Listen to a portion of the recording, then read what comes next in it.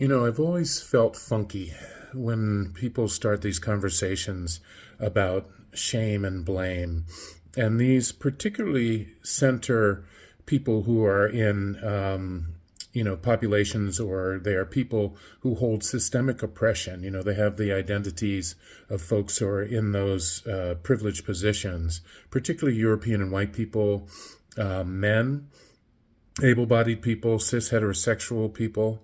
And they're ostensibly about avoiding accountability and therefore the responsibility to dismantle those systems of oppression.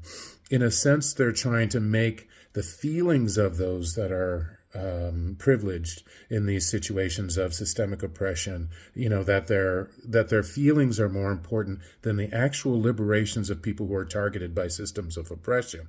And so I really have heard that these conversations, really want to soft pedal the sensibilities of people who are embodying these oppressive places within society.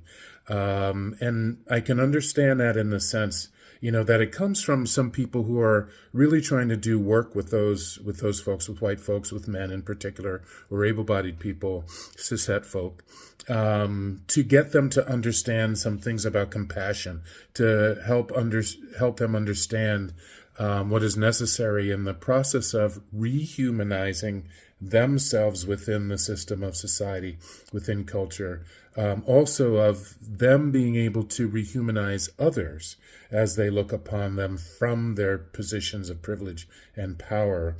And still, it feels deeply, deeply problematic that we're doing that we allow these conversations about shame and blame to slow down the process or distort the process, or even take over the process of what should be the voices of the oppressed in the first place.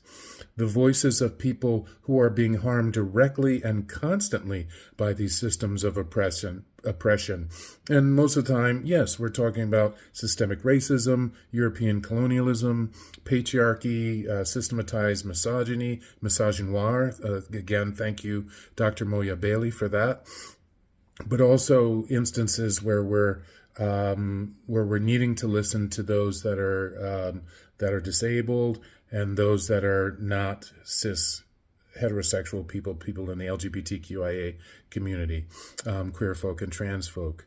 So this whole conversation, these conversations about shame and blame really start to, kind of stroke the backs of people who should really be able to buck up and start to see what history is, start to listen to the voices of the oppressed, and start to really add themselves as humans with integrity, humans with an intent toward accountability and an intent toward a deeper radical compassion for those who are targeted by these systems. So this whole thing about shame and blame really sits wrong with me, and I think it's the wrong way to go for us when we're trying to really see what we can do to change the conditions of people who are oppressed by these systems of oppression.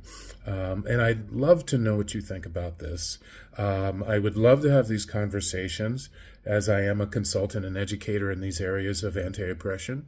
And I would like to hear what you think right here in social media. I would love to have these conversations. Let's talk.